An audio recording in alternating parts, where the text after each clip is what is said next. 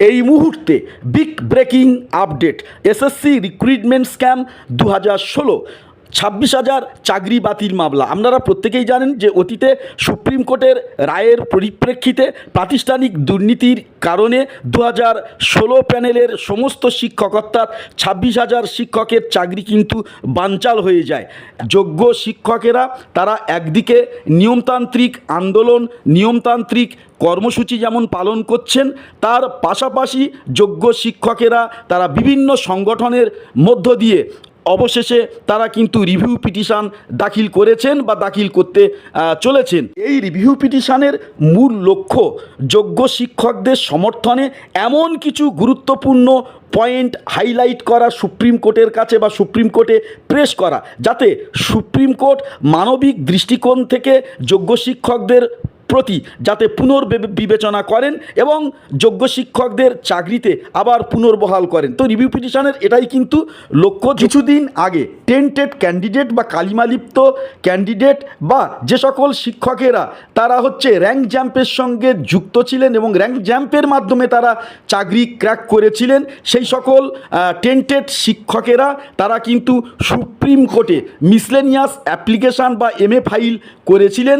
সেই MA ফাইলটি আজকের ওপেন হয় কোর্টে। তো আমরা এর আগে দেখেছিলাম যে সুপ্রিম কোর্টের রায়ে স্পষ্টভাবে বলা হয়েছিল যারা টেন্টেড এবং যারা র্যাঙ্ক জাম্পের মতো বিষয়ের সঙ্গে ওতপ্রোতভাবে যুক্ত ছিলেন এবং অসৎ উপায়ে চাকরি ক্র্যাক করেছিলেন তাদের সুদসহ টাকা ফেরত দিতে হবে, অর্থাৎ বেতন যা পেয়েছিলেন সেই বেতনের টাকা সুদসহ ফেরত দিতে হবেন এবং পরবর্তী পর্যায়ে যে চাকরির পরীক্ষা হবে সেই চাকরির পরীক্ষাতে তারা অ্যাটেন্ড করতে কোনোভাবে পারবেন না। টেন্টেড শিক্ষকেরা এবং যারা র্যাঙ্ক জাম্পের সঙ্গে যুক্ত তারা এই দুইটি পয়েন্টের বিপরীতে সুপ্রিম কোর্টে কিন্তু MA ফাইল করেছিল। তো সেই MA ফাইলটি আজকে সুপ্রিম কোর্টে ওপেন হয় এবং সুপ্রিম কোর্ট থেকে স্পষ্ট ভাষায় জানিয়ে দেওয়া হয় টেন্টেড শিক্ষকদেরকে আগামী দিনে তারা লিখিত পরীক্ষায় কোনোভাবেই বসতে পারবেন না। তবে টেন্টেড শিক্ষকেরা তাদের যে সুদসহ অর্থ ফেরত দিতে হবে, সুপ্রিম কোর্টের এই যে রায়ের পুনর্বিবেচনা করার ক্ষেত্রে কিন্তু সুপ্রিম কোর্টে MA ফাইল করেনি বা MA ফাইলে এই পয়েন্টটা কিন্তু লিপিবদ্ধ ছিল না, যে কারণে সুপ্রিম কোর্ট থেকে যে আজকের সওয়ালটা হয়েছিল এই MA ফাইলের পরিপ্রেক্ষিতে সেখানে কিন্তু সুদসহ টাকা ফেরতের ব্যাপারটি ওঠেনি।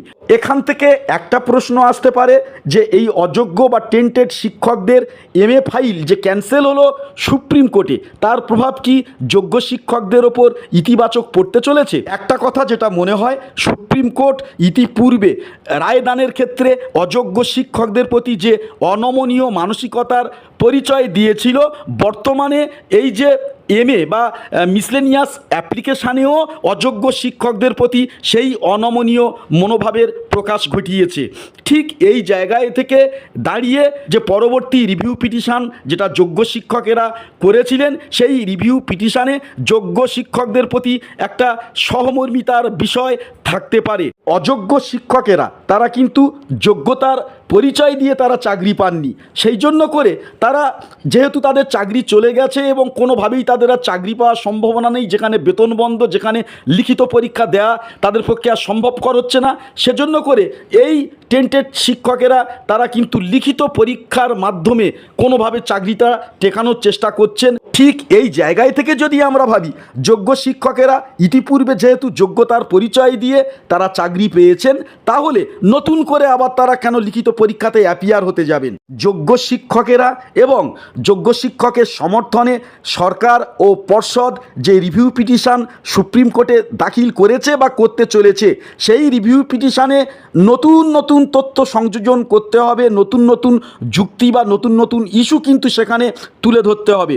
তাহলে পরে সেই যুক্তিগুলো, সেই জোরালো প্রমাণগুলি এই যোগ্য শিক্ষকের সমর্থনে কথা বলবে এবং সুপ্রিম কোর্টকে যদি বোঝানো সম্ভব হয় যে যোগ্য শিক্ষকরা তারা পরিস্থিতির শিকার, প্রাতিষ্ঠানিক দুর্নীতির মাঝখানেও যোগ্য শিক্ষকেরা তারা প্রকৃত যোগ্য, তাহলে কিন্তু এই প্যানেলটি টিকবে এবং যোগ্য শিক্ষকদের তারা যে চাকরিতে আগে ছিলেন সেই চাকরিতে আবার পুনর্বহাল হবেন।